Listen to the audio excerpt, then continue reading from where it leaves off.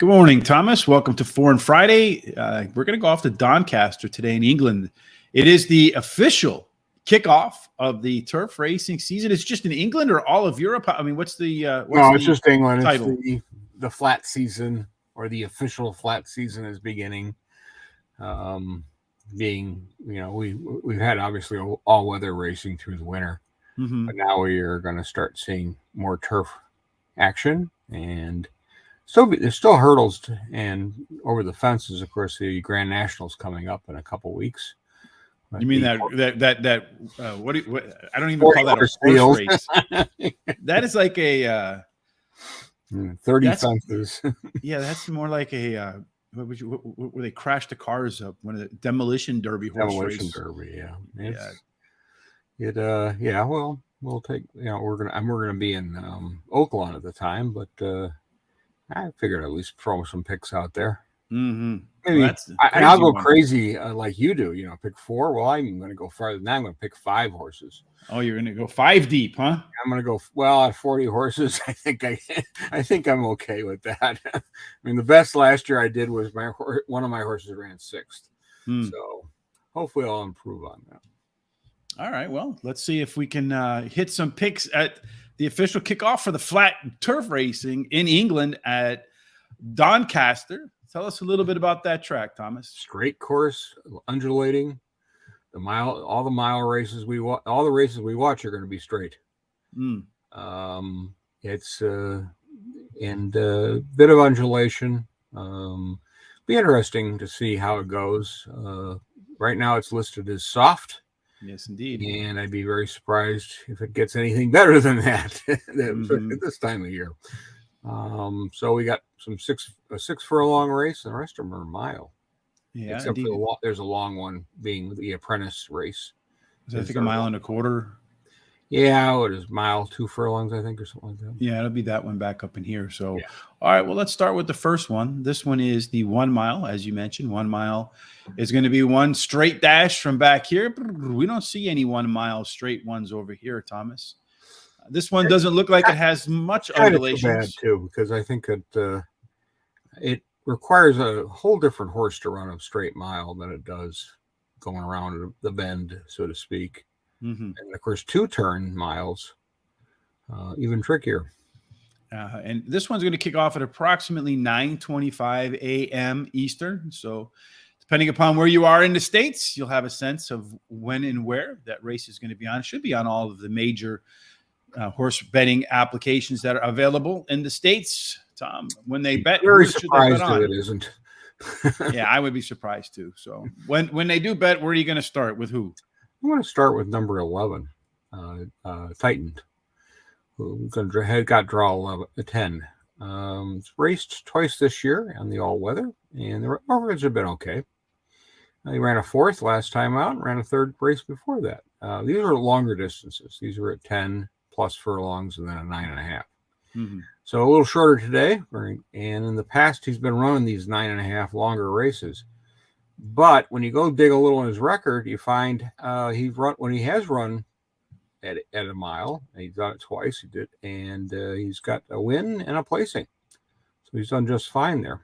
He has a win at York from last year, a little longer race. He likes the soft going. 4 starts. He's got 2 wins and a placing. So why am I picking him? Well, he's tried the hurdles without success, but in the past, he's like that flat mile. And I think you got to look at him, and he's and I think you make it a price. Not big price, but I think you'll get something. Looks like right now he's about 12-1. Those are the best odds you can get. Well, you can see it's wandered around too. It's 14, 20, and then 16. So it's bettors are not sure what to do. And that's kind of, I'm in that position too. But I figured, look, it's got some form, it's got some races. Should an interesting selection. Number 3, Arthur's Realm. It's going to be my next choice. His draw 22. Just so people know, draw 22 is the maximum they put into the gate at Doncaster. So this is what they would call a full field. Mm-hmm. He's run once this season at Newcastle on the all-weather. It looks like to me the race was more of an exercise for this race than it really was anything serious. He hasn't won in a while, but he's done okay at this handicapping level, this Class 2 and Class 3 levels, which is this race is. He has 2 wins and 5 placings from 10 starts on the soft going. And he's okay at this distance. I mean, he's got 3 wins, 3 placings from 14 starts. Now, he hasn't won in a while, but I'm not looking for him to win. I just like to hit the board someplace, and I'd be very happy. The Tom pick. Yeah, a Tom pick. Mm-hmm. Finally, I'm going to take number 7, Tropez Power is my final choice.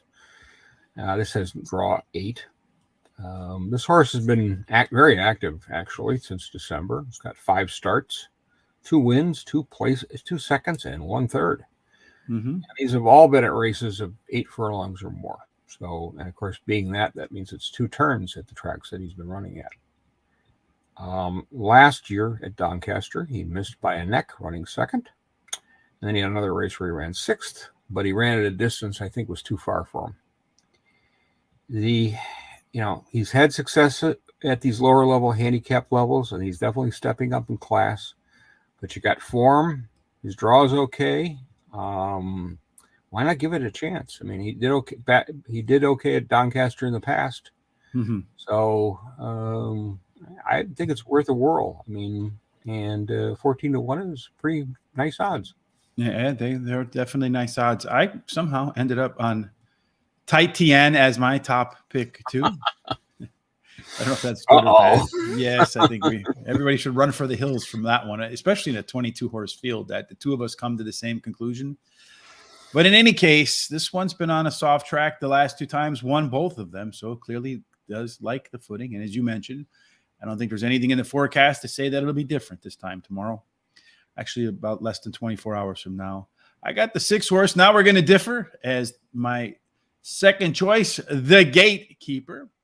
This one last time out was the first race in more than a year off on the bench and came back to win. That's not something you see that often. So maybe during that time off, as it recovered from whatever was wrong with it, it's learned to be a better horse. Maybe it's at a new level. And if it is 9-1, always is a factor too. Mm-hmm. 9-1 from a 3 to 4 year old. Mm-hmm. Sometimes we don't give in a lot of areas. They don't give the horse a chance long, and they retire him to stud or whatever pretty quickly, or reverse it. They don't get much out of it. They over race them early, mm-hmm. And sometimes these horses need time. I think it's very true with mares. Well, that one certainly did improve coming off that bench because it made easy work of the field last out. So maybe there's just a new level there. I'm going to go with a little bit of a price horse here, Tom, that's wandered up. It was 16-1 morning line odds, now up to 25-1 Maison. This one has been at the distance of Sky 10 times, been in the money, 7 of those. So math says 70%. 5 of them were second places, a win and a third on the outsides of those 3 seconds. This horse is lone non-AW race. In the last 10 was on a heavy track. It was a good effort. And then this is going to be the second start after a layoff. And looking through its past performances, second up has done all right. Finally, number 1 is my final choice because I go with 4. Tom goes with 3. But with the Grand National, I'll stick with 4 when Tom goes to 5. Isla Haya. This one has been all or nothing at Doncaster. So it's one of the few that's actually had some success at this track. 5 times around, managed to come home first in 2 of them. So I should probably put it first or not in my picks at all. It looks like the bettors are back in this one a little bit. Started off at 8-1, down to 7-1. No matter who comes in this race, Tom, I think you're going to get good odds. And if you can manage to put together the exacta or trifecta in a 22-horse field, you're likely to get paid. So this would be a good betting race, so to speak. Oh, it's an excellent betting race if the favorite is going to be 7-1. Mm-hmm. Yeah, that's you know what's back today, Tom? I almost forgot. And then the 2 of them you picked somebody tipped them. The one horse and your other horse, the 25-1 shot, got tipped too. Someone tipped the 25-1. It must be Charles because Charles hacked my computer. I know that because he always has my pick. Song. All right, predictor is back, Thomas. It's back. The predictor is back. So according to the predictor, you think any of our horses are going to be in here, Tom? Yes. All right, let's see. At least one of them. At least one. Well, it looks like a bunch of them, maybe. All right, Tropez Power, one that neither one of us has. There's that May song. For oh, you had Tropez Power? Okay, good. Do. Isla Kai, that one's in there. All right, we got May that song's one. in there too. Titian is in there. All right, good. May song. All right, so we did pretty good according to the yeah, and I have Arthur's Realm too as my second choice. So we have all but Billy Millie. Yeah. So it looks like we did a good job analyzing the race, at least according to the predictor. Well, our crystal ball better be working. Better be as good, if not stronger, than the predictor. The third race, second race that we're going to do, the third race on the card. This one is the Cammidge Trophy Stakes. It's going to start. It's a 6 furlong turf race. This one's going to start at exactly 10 o'clock Eastern. 6 furlongs again, as Tom mentioned. They're all going to be dashes straight down the line here, straight from the start to the finish. There doesn't look like there's any undulations or anything really too much going on. It'd be also interesting to see a lot of these races over in England. You see them kind of like split up in two groups. One group goes left, one group goes right, and they leave the middle of the track wide open. Do you think we'll see something like that tomorrow? I don't think we'll see that so much in these races, at least from what the form looks like at this point. I think they're going to go. Jockeys are going to try to find the best going when they go walk the course in the morning with the trainer and whoever else, and they're gonna do a nice try to figure out where the best route is. And unfortunately, we didn't do the first race, but fortunately or unfortunately, because it's a maiden 2-year-old, a bunch of horses in it too. I don't think that'll give us much of an indication on if there's any bias, but that second race may help us out a little bit. Yeah, I would think so, because they're going to run a mile. Yeah, still straight. What do you think is going to happen here? I'm going to take number 6, King's Lynn, my top choice. His draw 7. Last season, his last race was a Group 1 at Ascot, and it could have been better. It ran 10th.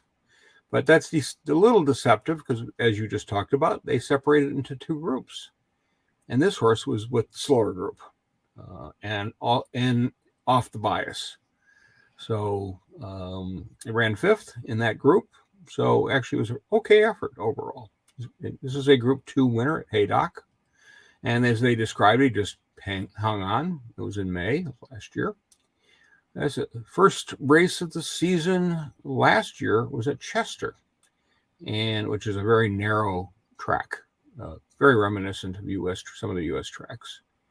And it's also a track that dates to the 1530s, so it's a few years old.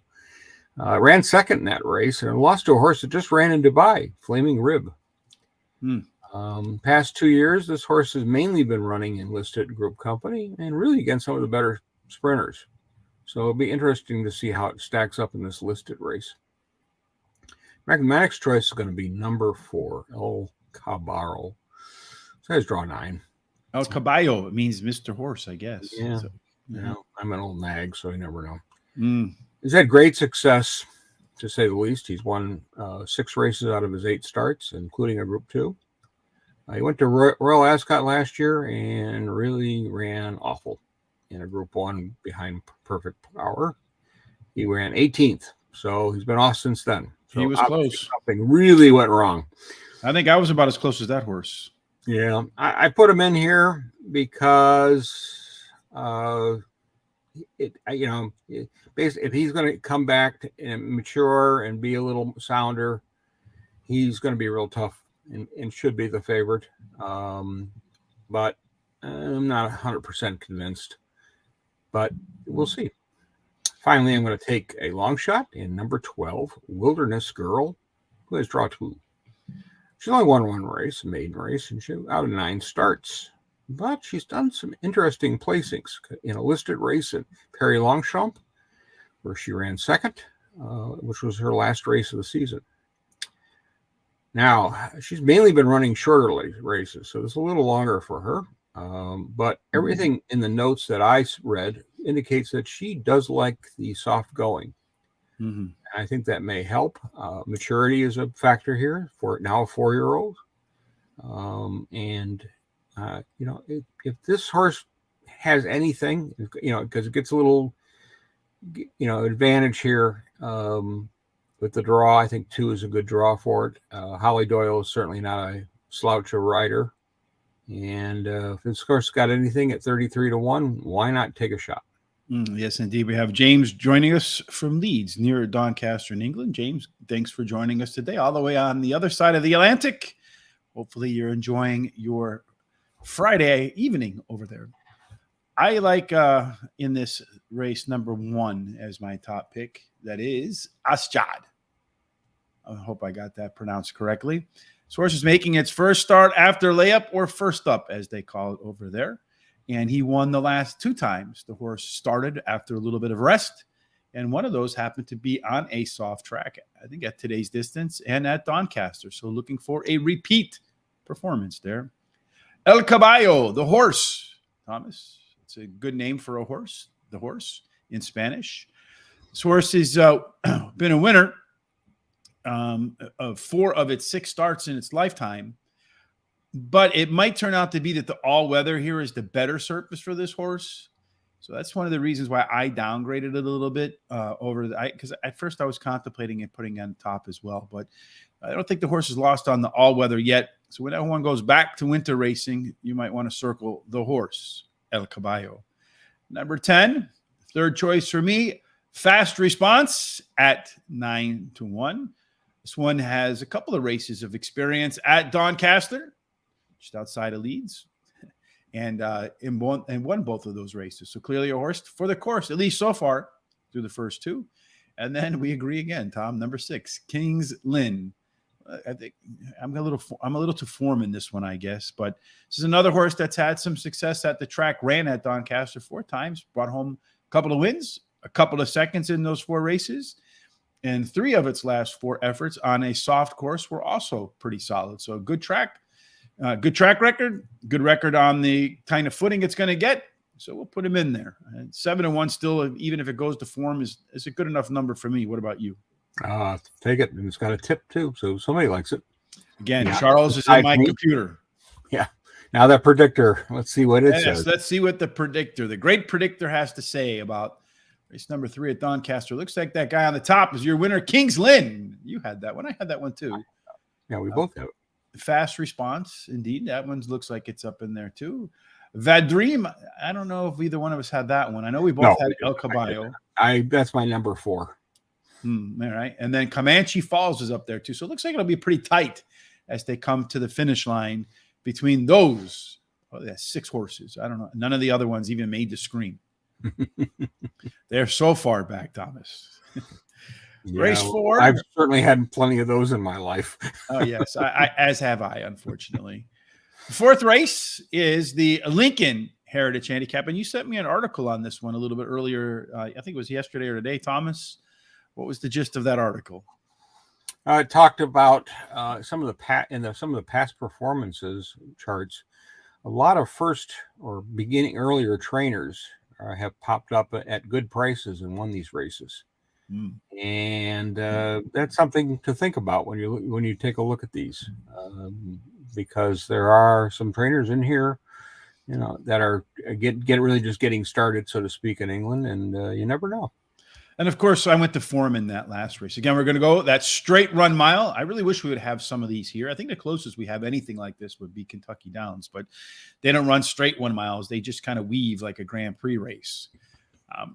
In this race here, Thomas, the Lincoln Heritage Handicap Class 2 for 4-year-olds and up at 1 mile straight shot.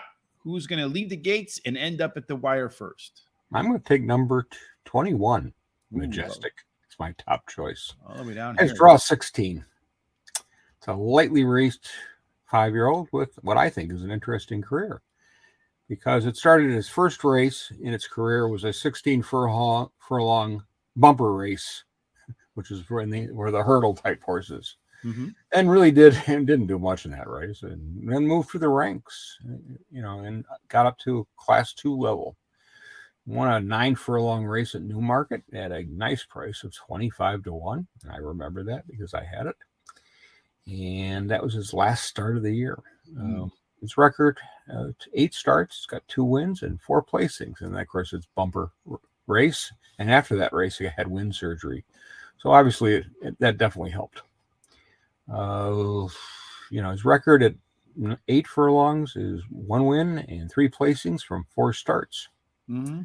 And I also like the fact that this trainer's had 2 starters in the last 14 days. And guess what they did? They probably won, I'm going to guess. And they won. And so he's sending fit horses. And I like that angle. And so that's why I'm going to put him on top. My next choice is going to be number 2, which I'm going to butcher the name. AWOL. AWOL. Yeah, like he ran out on, he jumped off the ship and didn't tell anybody he was going.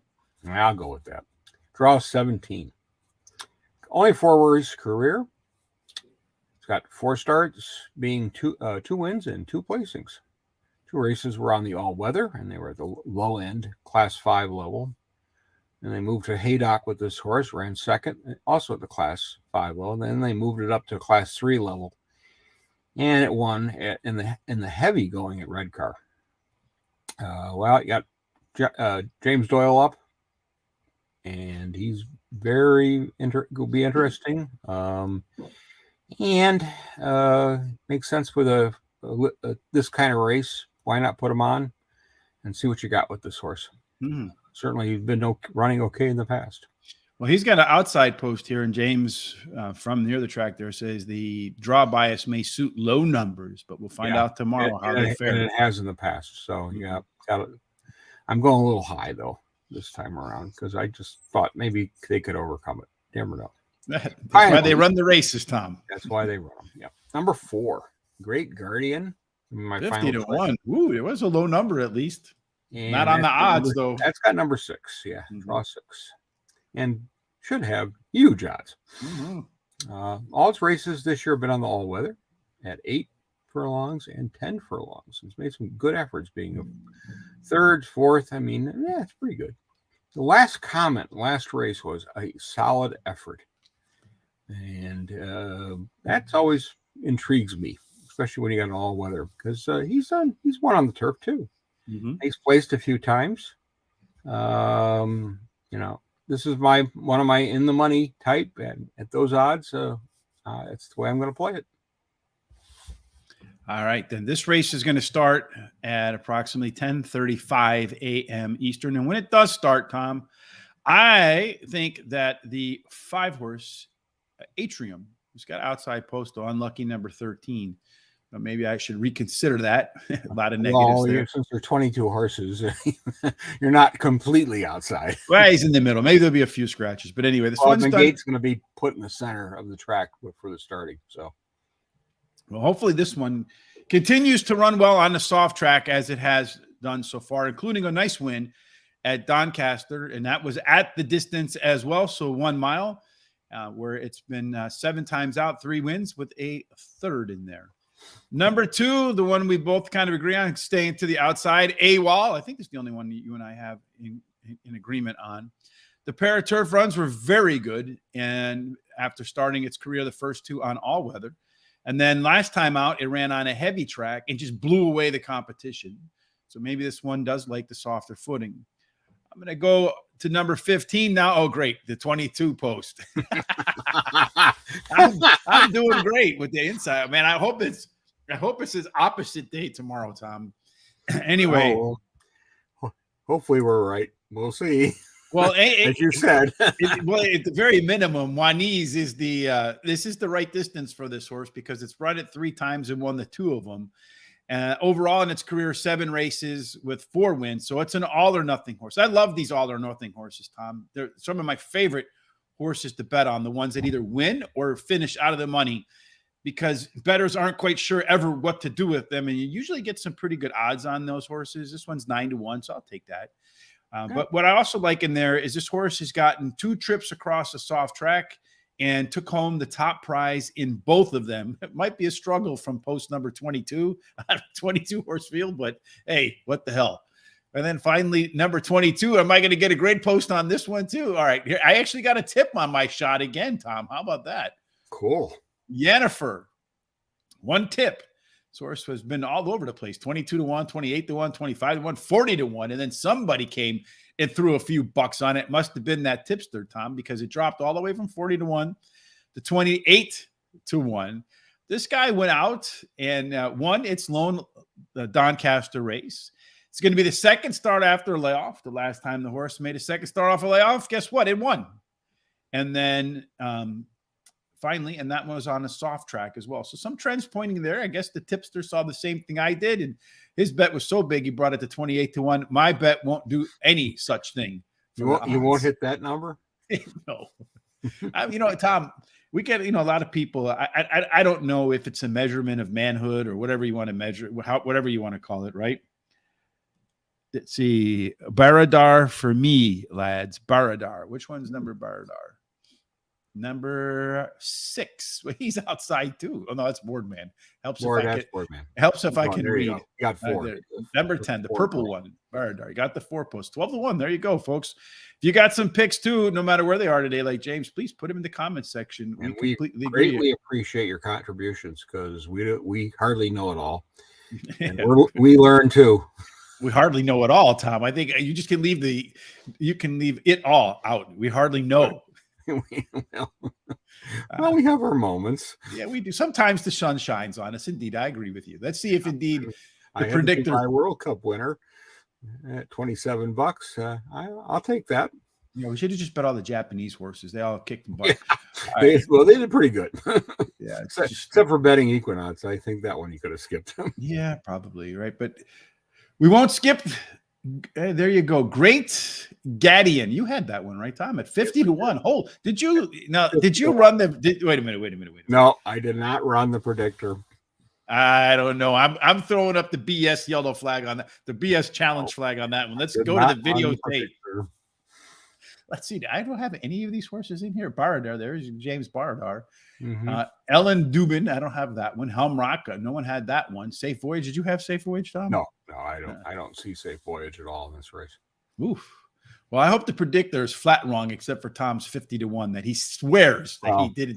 The shortest price horse in there is 14 to 1. So, yeah, and that's our guest commentator picked. Well, I mean, maybe he knows a lot more. I mean, he's right there by the track, so I mean, he's got some real life first-hand experience there. So the next up for us is the Doncaster Mile Stakes. This one is a mile again. So if you're just joining us, they're going to run straight down the track. James, our friend now from Leeds, is telling us that the inside draws, the lower the number, more likely the better, or at least in terms better to have a low number than a high number, Tom. This race coming up, which is going to be, what's this, race number 5, Tom? Is that right? Yeah, race 5. Here in the States, that one's going to start at 11:10 a.m. Eastern, Tom. We know when it's going to start, but we don't know how you think it's going to end. So carry on. Well, this is our shortest field of the day with only 7 horses. So it's pretty. So maybe the inside draw won't matter as much here. Well, I went the outside draw for my first choice, which is 3, Poker Face. I think he scared away some of the competition. He's got draw 7. It really is hard for me to go past an undefeated horse. And he won the last race by 8 lengths, and that was before his layoff.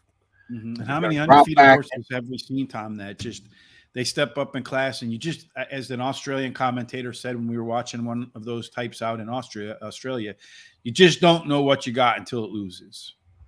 Yeah, and he's going to drop back.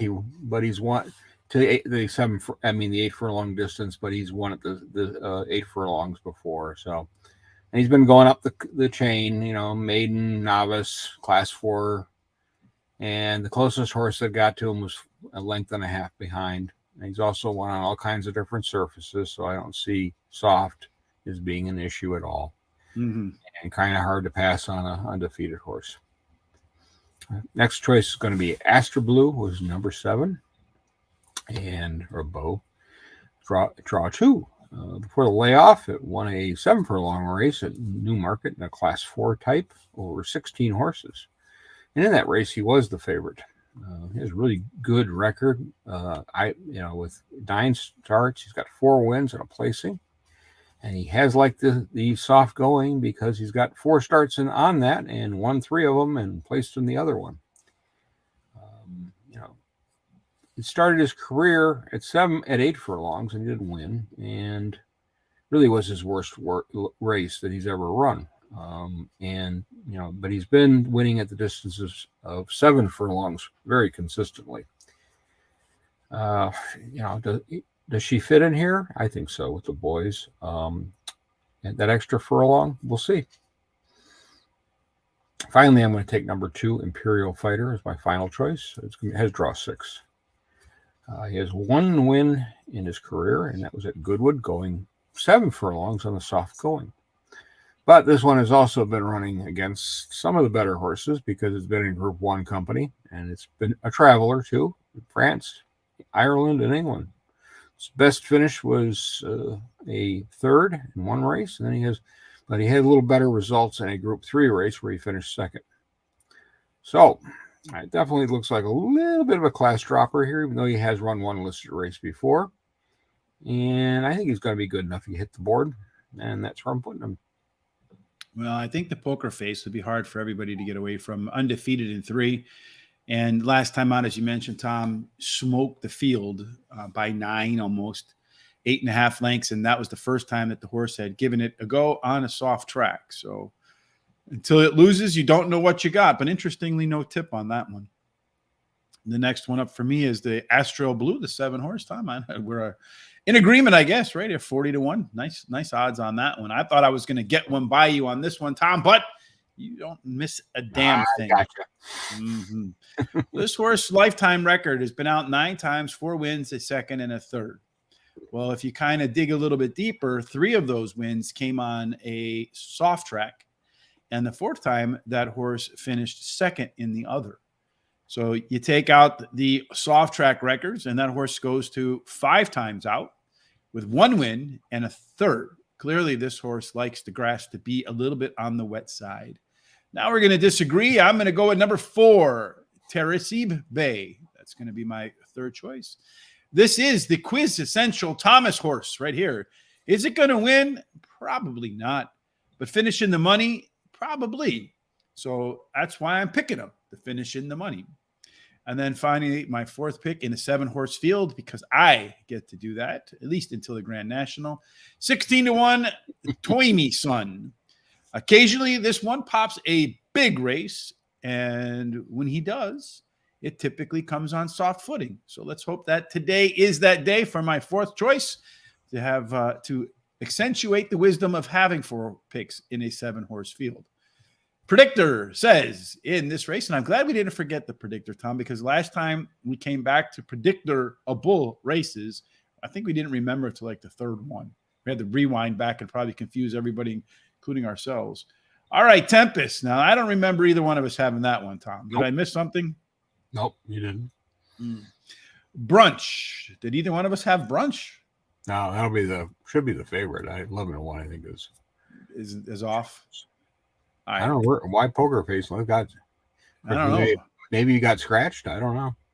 Maybe got scratched, or maybe just the data doesn't fit in there. Tough to say, right? I did the right race. I hope. Yeah.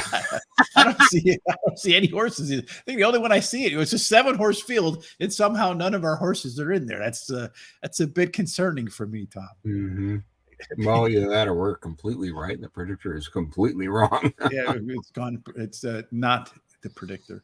All right, so the final race we're going to do. This one's kind of interesting, Tom. Before we get into it, tell us a little bit about what's going to go on here. To me, this sounds like you have this is the Apprentice Handicap. So all the jockeys in this one are inexperienced relative to the others, I would suppose. And it doesn't look like they're getting the best cast of horses either to work with. These are pretty much the bottom of the barrel. So let's see what you got. What you got to ride garbage. And interesting enough, they split this race too, because the one after it is also this same. It's just a different division of the same race. And yes, I am a Racing Post member. Do you know who Tom and Paul are tipping? No, I did not look. No, I don't know. I'm not a member. I like to use the site to go back for what we're doing here. We do our Foreign Fridays every Friday. We go all around the world. We haven't traveled yet. Once we start making all that big money after we're done shilling for the horse racing industry, it's sarcasm intended there, but we'll start to travel then. I'd like to go all around. I'd like to go to Ascot for the week and film that. That'd be a lot of fun. Go over to the Cheltenham festivals. That would be fun. Down to Melbourne for the Melbourne Cup. That would be a ton of fun. To Dubai, to Saudi Arabia for those big races. I think that would be an incredible life to lead as the final stands. And I've only been one place. I've been to Hong Kong, but I didn't go to Shatan. I went to Happy Valley. Yeah, I would rather go where I'm going to be happy anyway. But yeah, I would love to go to Shatan too. I'd love to go do all of that. But before we do all of that with this apprentice, the one we should be going to is Japan right now. Yeah, so we can get a beat on all those comers for the Breeders' Cup in November. No, they're going to be here too because it's in California. Yeah, and those horses certainly. And there's a great article by I don't know. Did you see that article by Ronaldo about Japan on the horse racing today, Tom? No, I did not read it yet. I did look on the one other site that had a nice article too, and talked about the one that won the UAD Derby. So it was interesting. Yeah. So if you go over to Mind Your Biscuits side is the sire, and they're doing what I've seen in Europe they do where you take a sprinter and you put it up with a distance mare, a mare that likes to go the distance. And they've been getting some good horses. Yeah, so Ronaldo wrote a great article, bunch of videos to kind of complement what he wrote about. So it's a long article. So you're probably 10-minute read. So if you're sitting down at a time where you have 10 minutes to think, or just trying to find 10 minutes. He'll make you think. Yeah, no, he definitely is very in depth in terms of his research, unquestionably. All right, so the last one is 1 mile and 2 furlongs. So they're going to start here. Are they going to run this way, Tom? Yep. And then they're going to come down to that, and that's 1.25 miles. So they're going to start downhill, make that turn. So maybe, James, you can fill us in on that turn. Is that a tight turn, a soft turn, Tom, Belmont turn, or more like it's more Belmont-ish. So a sweeping turn rather than one of those tight turns. Yeah, it's not Laurel Park. All right. No. So, at 1.25 miles, Tom, or a good old sportsman's.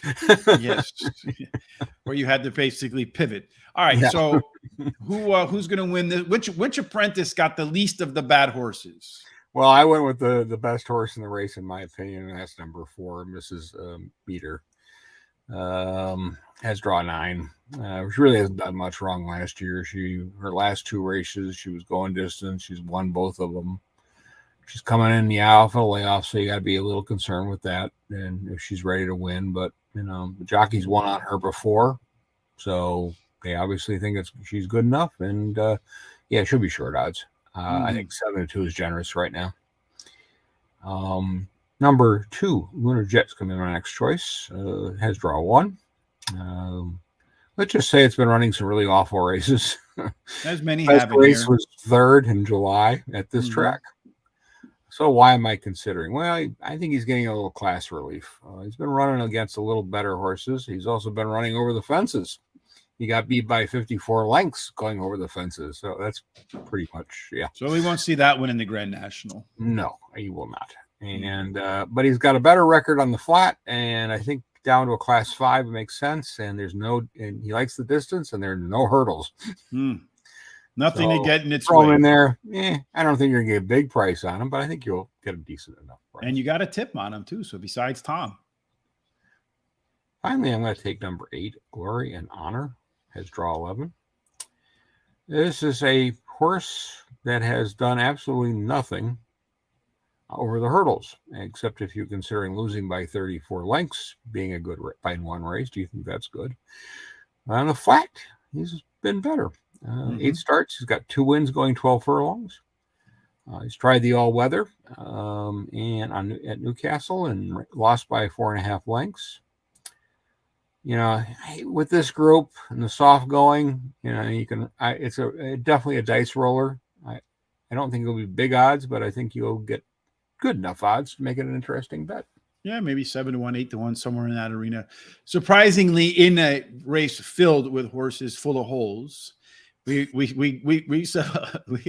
picked 4, you picked 3. The 3 you picked, I also have. And so I started with, like you, Mrs. Meter. That's my top choice in there. The reason this one made my top choice is it's making its first start off the bench, won 2 of its last 3 first up races, and the other one was a third. So clearly a horse that benefits some time on the sidelines. And then number 8, Glory and Honor, is my second choice, Tom, in here. So right now we're almost in unison. This one's been running marathons, as you mentioned, over 2 miles, jumping over stuff, just in adventurous races. But when you look back the last 2 times the horse ran like at 1.5 miles, which might be the perfect fit for that horse, it did really well. I think it won 2 in a row. Maybe 1.25 miles is on the short side, because if you go a little bit deeper into the past performance, it's like 7.5 furlongs. The horse wasn't close. So I think you're going to see the horse coming at the end, and maybe 1.25 miles is within the horse's margin of error. The number 3 is where we disagree a little bit, Tom. I have this one in here, Eldborn. It looks like it also is going to get some love from the odds makers. The soft record on this one is good. It won both of its last soft races. The reason I downgraded him to third, because its first up record is not so good. So maybe a good effort, but not good enough to win. And then Lunar Jet. You got that one. I got that one at 16-1, Tom. If he's going to win, today is going to be the distance. This horse has won 6 of his 19 races at this distance. But if you put it at any other distance, besides, what's this, 1 mile, 2 furlongs and 60 yards? I mean, it must be that 60 yards, Tom, because if you put him anywhere without that extra 60 yards, just 1 win in 37 trips at any other length. This is the length for Lunar Jet. Let's see if the predictor agrees, Tom. Or are we going to once again get shut out? Well, let's see. Well, that guy's going to win easy down there. Crafter. Yes, neither one of us had Crafter. Nope. Lunar Jet. Yes, we did agree on Lunar Jet. Mac Alley. I don't remember that name coming out of anybody. Ivy Avenue. Did you have that one? Nope. No. Absolute Ruler. Nope. I don't remember that name either. Aldeborn. Okay, I got that one. So you have that one. Whew. Well, I hope that the predictor is wrong once again, Tom, that it's a lack of prediction for that horse. It's not in any way, shape, form clairvoyant of the results that are going to happen. All right, Tom, any final thoughts about what's tomorrow at Doncaster in the official kickoff for the flat season? Enjoy that, Lincoln. Also, if you're interested, Australia, or my other choice is going to do Randwick. Of course, it's a very big day there. It's Australian Derby Day. And the sprint race, we've got Giga Kick and Nature Strip going. Oh, that's a good race so right there. There's some top-notch horses, and they're basically either high-end listed type races or group races there. So if you like to take a look at some of the top horses in Australia, that's a good place to go take a look. So who's in better form now, Giga Kick or Nature Strip? I feel like Nature Strip has not been in form. Nature Strip ran a stinker last time out, and Giga Kick ran third. So yeah, there's some other horses in that race that need a serious looking. I Wish I Win is one that I'm seriously looking at. So it's a good race, and if you like Australian racing, this is a nice day to maybe drop a few bucks on it. We'll make a few bucks. We don't want to drop any money on anything, Thomas. Next I'm thinking dropping to be in the positive side on the other side. Indeed, to drop the $1 in to get $4 out. And then on the as far as our schedule is concerned, Tom, you've put together a good schedule for the rest of the summer, it looks like to me. So we do know what we're going to do next week for Foreign Friday, and that's going to be what? Nothing. We don't know. I'm going to be on the road. He's on the road again. All right, fine. So it'll be a little hard for me to do anything. I'm going to head for Southern Illinois and visit a few places that I have never been to. So it'll be interesting. Well, after pressing that button, I feel like I pressed the predictor once again and got results that were not favorable, because here I am. I set it up. Yeah, just not going to work out. Yes, you punted me. I hope that when we're at Oaklawn, we will come on the 14th, because that Grand National, I certainly want to at least make a stab at it. Oh, hell yeah. That one's and fun. And there's some other races on those days. But there's, summer's coming, spring and summer, and we're certainly there's some decent racing as always. And I'm, in June looking forward to Royal Ascot again. Probably do the same thing we've been doing, which is every day. Oh, of course. Yeah, every day we'll have something here. Maybe one of the other cards. We did Glorious Goodwood one year. Always worth doing. Maybe the Ybor Festival or one of those two will be interesting to do because it's multiple day types of racing. And we won't totally ignore the rest of the world because obviously there's some good racing in Ireland. And just like, we always got to watch out for the French racing because there's some decent stuff there, especially when leading up until the fall for the Arc. And will we see Equinox in the Arc? I'm going to say no, which is too bad. But I did read that on the dam side, that dam liked the heavy and soft going, which you'll definitely get at that time of year. So I think they're going to have to think about it because that performance it put in Dubai was nothing short of spectacular. One thing about Flightline that you didn't see was setting track records, and that one blew away that track record. Well, that's indeed. Look forward to seeing that horse once again. And then make sure you don't miss any of that stuff. The best thing you can do is hit the subscribe button while you're here on YouTube, the bell, so when we go live, Then also, you see our social sites scrolling below on the bottom of the screen. Make sure you hit them up. Horse Race, the number 2-day Horse Race. Our good friend Sean will let you know exactly when we're going to do what on Foreign Friday, because clearly I have no idea. Well, you got a list. So it'll get a little more defined after weeks of, of us being here. I've got a few little vacation things coming up, but not a lot this summer. One big long one, and then a little trip with my wife up north. So we'll certainly keep you up to speed when Tom will be here and when he won't be. Again, that'll be down in the and we're on our social Terry sites on to do his picks for the Foreign Friday. For who, Terry? Yeah, we can get Terry on here. That would be fun.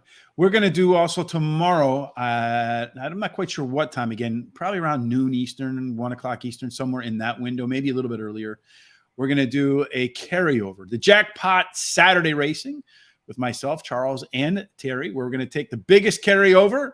We're going to try to craft a ticket together to see if indeed we can roll 777s and bring home that jackpot, put one in and get 50 out. That's the goal for Saturdays. Monday, Terry and I will return for Parks, where we do pretty well.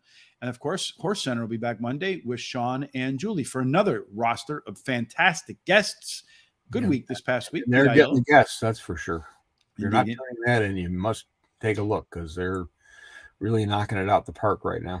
And yeah, you find all that on Horse Racing Radar TV right here. And if you join us, it's one of the few places where you have direct access to the people in the business when they're on our show, and you can ask them any question you want in the you can. If you go across the line, of course, we don't want to answer those questions. But as long as you're on the right side of the line, we're good. All right, Thomas, that wraps us up for this Foreign Friday. You're going to be off next Friday. So until we get back together again, I hope that everything you do with your family and in your picks, Tom, and all across the globe, that you get God's grace. And of course, that everything you do ends up in the winner's circle. Only place to be. Thanks for joining us. Have a fantastic weekend.